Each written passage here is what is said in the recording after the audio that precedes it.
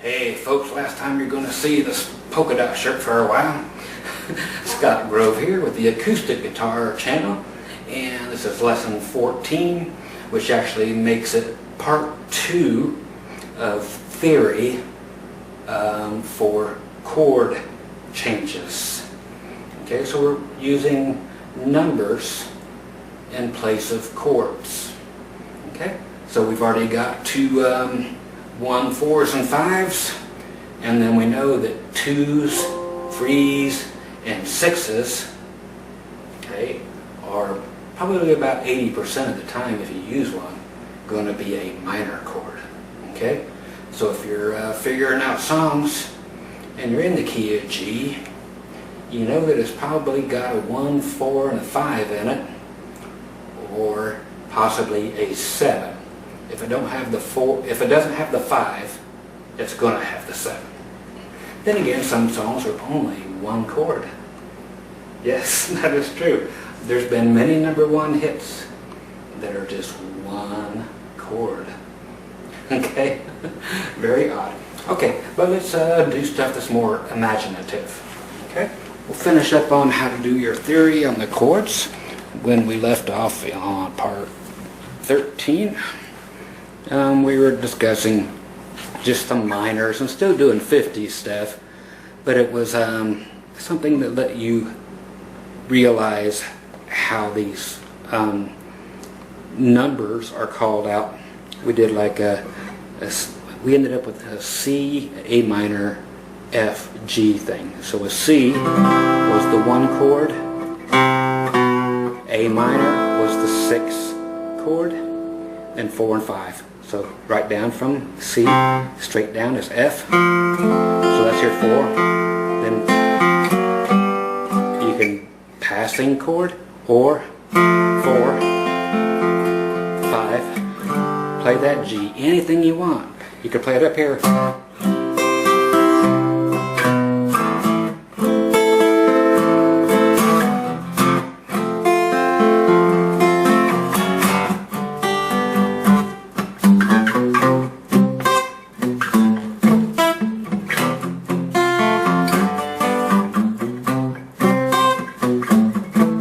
The reason we're able to move around so much is because we already know the chords, because we figured them out. We figured that it was a 1 was a C, a 2 minor was an A minor, then F and G, because we knew it.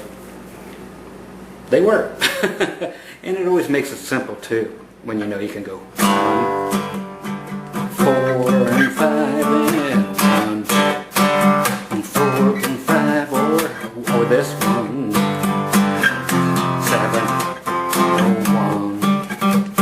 7. Okay, whenever there's a 1 and a 7, it's most likely going to be followed by a 4. It's just things you can write down to remember.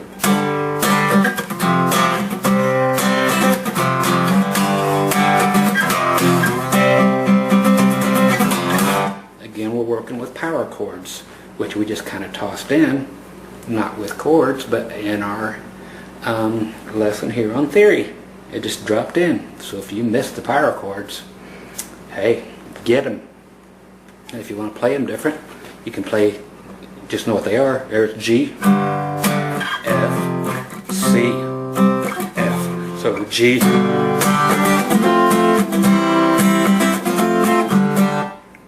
write them down and then play them as normal chords.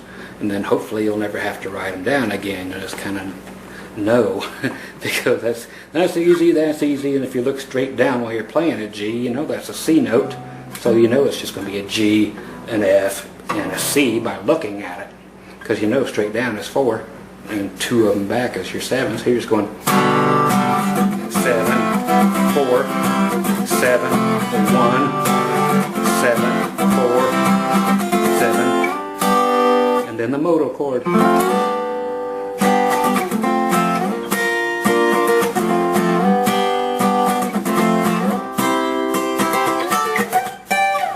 Okay, I went all the way up to the 1 up there, from G here, an octave all the way up there. It's a beautiful thing. Okay, so let's get the little, not really exceptions, but just to show you if you're working on a song, what you can expect to come across. Okay, again, if you're working on a song and you find out what key it's in, it's easy to, you can put an electronic tuner there that's turned on while the song is playing, and if the song is loud enough, when it goes to the 1, you can hear the 1 chord because it's the one that keeps repeating over again. You keep hearing that 1. But the tuner, if you have a chromatic tuner, which means it gets all the sharps and flats, all that stuff all the way, it'll actually show you what key it's in. It just picks up on the microphone on the tuner and it'll say it's an F sharp. And so, speaking of F sharp, that's what makes things easy. If you're an F and they want to sing an F sharp, whoever you're backing up, and you're like, oh no, what do? You got 1, 4, and 5. You got all the other stuff. 1, 2 minor, 4. It's the easiest thing to do, man. You got just these boxes to play in. And it's amazing. Gotta love it. Especially for songs that are in flat or sharp keys. And remember, as you should know, because you're supposed to know all the notes, but it's F sharp is the same as G flat, and it doesn't matter what you call it as long as you end up on the same fret. Okay, other people will argue with you for years and they are wrong. Okay, some people say that okay, this is F sharp, G, H, A, H. Can you believe it? Yep, there's about 20% of the world that will argue with you that G sharp is actually H. That stands for, Okay, so you're figuring out songs. And you go to the 4, so we're in G. And 4.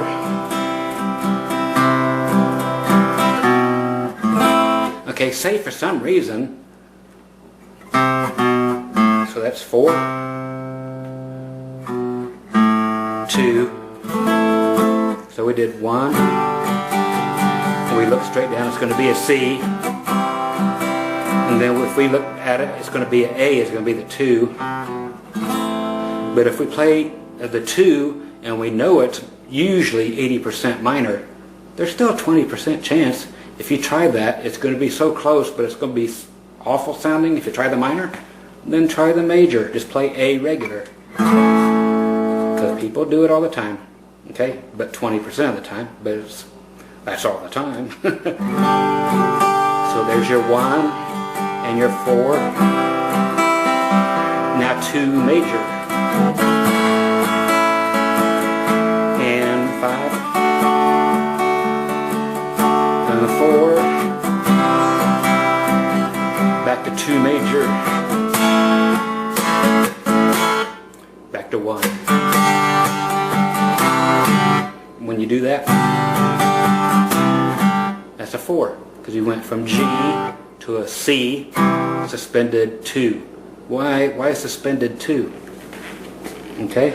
Because you're playing a C chord, but you have that D note in there. Because I dropped it down, and C, go up to the 2 of C, 1, 2, so I've got a C chord, but I've added a D, so that's a C sus 2. So G, and here's a 4 suspended second. They'll just say 4, 2, or Okay, so that's a 4, 2, or just a 4 sus 2.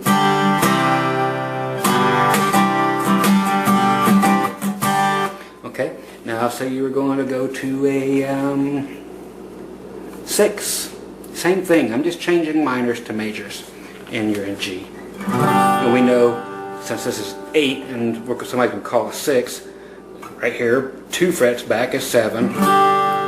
So 2 frets back and 1 more, so it's going to be an E. But we're going to change it to major this time. So here's 1, major, because it's always going to be, usually. But then you get a 6, and you're listening to a song, and you've tried all this stuff, and a 1 and a 4 and a 5 weren't working. I mean, the 1 works and the 5 works, but there's only like one more chord. Okay, so you're going to try that 2, you're going to try the 3, and you're going to try the 6. Okay, because those are the other choices you have. If 1 and 5 are working and 4 never sounds right ever in the song, then you start picking. And generally you would pick the 2 next, try it, 2 minor. If that don't sound right, but it sounds real close except for one note that's horribly wrong, change it to a major. Then you've got 2 more chords to mess with, and that's it. That's going to be your 3 major or minor and your 6 major or minor. If it's none of those, it's not worth learning. That means it's one of those songs like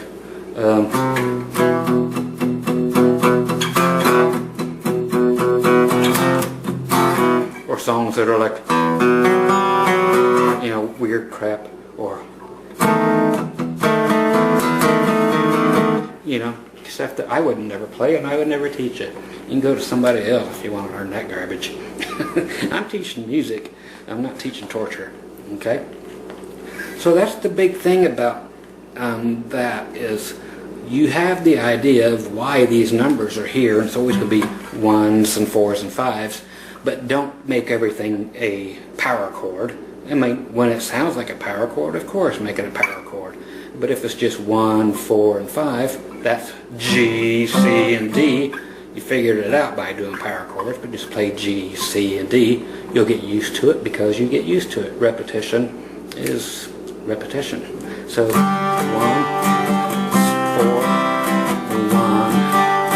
5. Now if I go to the 1 and I go down to the 6, I might have to make it major.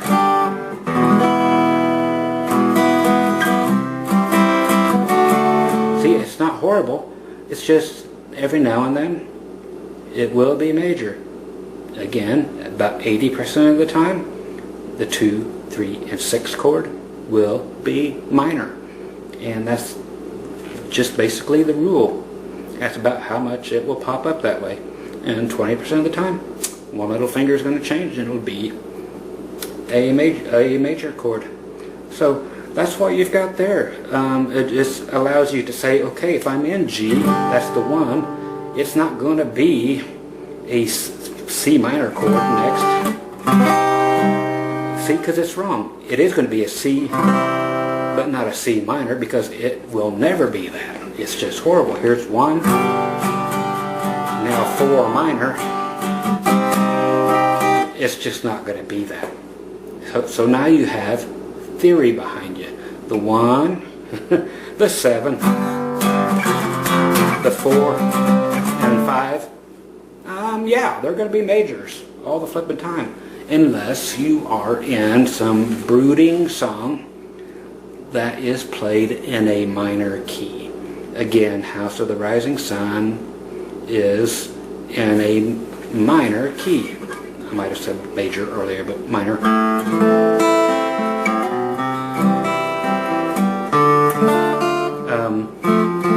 There.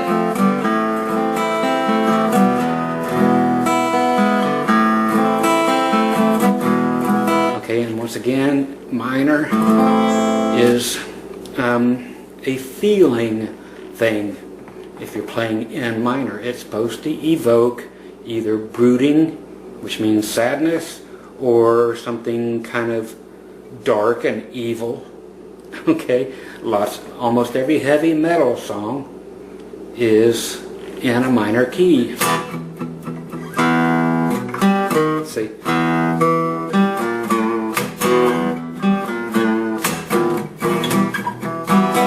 They're all in minors because they like it with a lot of distortion on the electric guitars, and it's just evil sounding. It's heavy. Okay, so that's where your songs that are in minor keys are going to come from, generally.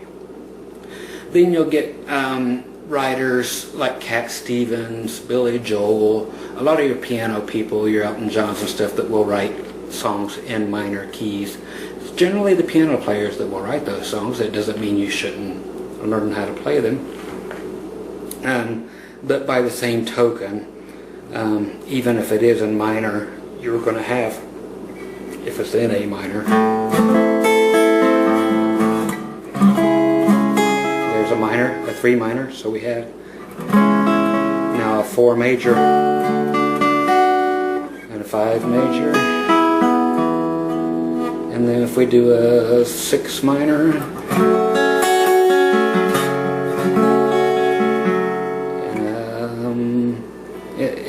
it sounds fine. I mean, a minor is a minor. It's usually only going to be the one chord that is the 1.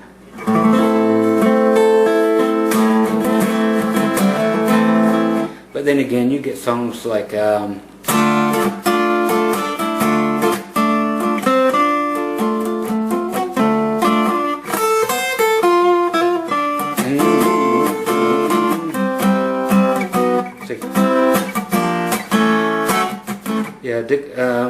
Dire Straits.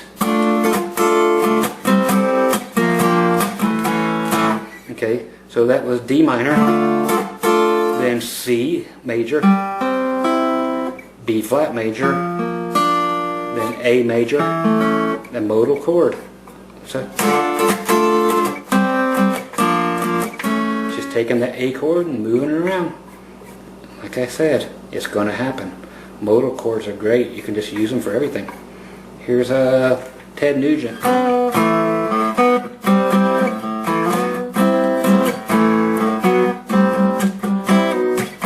Just a finger doing this. Or you can go.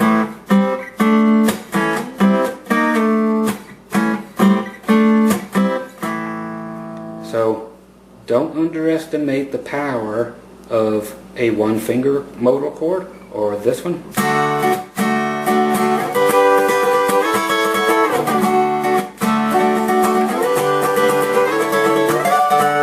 That was me doing 1, 4, and 5, but only using the D shape. Okay, same thing can happen with the F shape.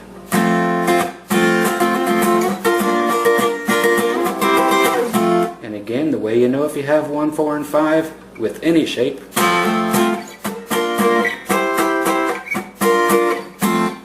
way you put yourself in check and you can figure it out.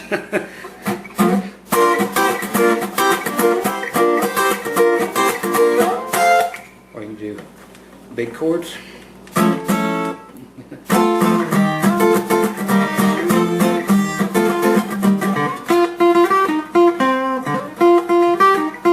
Tequila.